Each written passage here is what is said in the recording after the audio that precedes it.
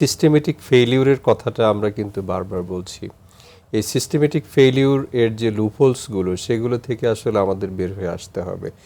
এখানে রেগুলেশন থাকতে পারে কিন্তু ওভার রেগুলেশন যাতে না হয়। এখানে বাংলাদেশে দেখুন যে ব্যাংকিং আছে, কি বলে, বাংলাদেশে অনেকগুলো ব্যাংকের কথা কিন্তু আমরা ইতিমধ্যে বললাম। আমাদের সম্মানিত সহ আলোচকবৃন্দ বারবার বলেছেন যে আমাদের দেশে অনেক ব্যাংক আছে। আমাদের দেশে ব্যাংক আছে কিন্তু ব্যাংকিং নাই। দেখুন যে আমাদের যারা ব্যাংক আছে তারা কিন্তু আসলে শহর কেন্দ্রিক কিন্তু আসলে ব্যাংকিং করে। ওনাদেরকে কিন্তু আসলে গণমুখী ব্যাংকিং মানে সার্বজনীন যে ব্যাংকিং, যে ফিনান্সিয়াল ইনক্লুশন করতে হবে, এই ধরনের কিন্তু দীর্ঘমেয়াদী খুব বেশি পরিকল্পনা নেই। এই ব্যাংকগুলো আসলে যে প্রতিষ্ঠিত হয়েছিল কিছুমাত্র মানে সাধারণ মানুষের কাছ থেকে টাকা এনে এই কিছু অলিগার্ক শ্রেণী তৈরি করা হয়েছিল।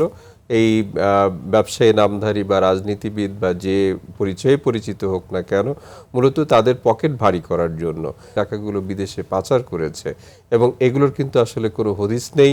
কিন্তু সত্যিকার অর্থে আমাদের মাননীয় প্রধানমন্ত্রী রাইট নাও যে ভিশন দিয়েছেন যে 2034 সালের মধ্যে বাংলাদেশকে একটি $1 ট্রিলিয়ন অর্থনীতিতে রূপান্তর ঘটাতে চান। আপনি নিশ্চয়ই জানেন যে এই মুহূর্তে বাংলাদেশের অর্থনীতির আকার হচ্ছে $500 বিলিয়ন। আগামী প্রায় 8 থেকে 10 বছরে যদি আমরা এটাকে দ্বিগুণ করতে চাই তাহলে প্রত্যেক বছর কিন্তু আমাদের 6 থেকে 7% হারে জিডিপি প্রবৃদ্ধি, এটা স্টিডিলি গ্রোথ আমাদের কিন্তু অ্যাচিভ করতে হবে।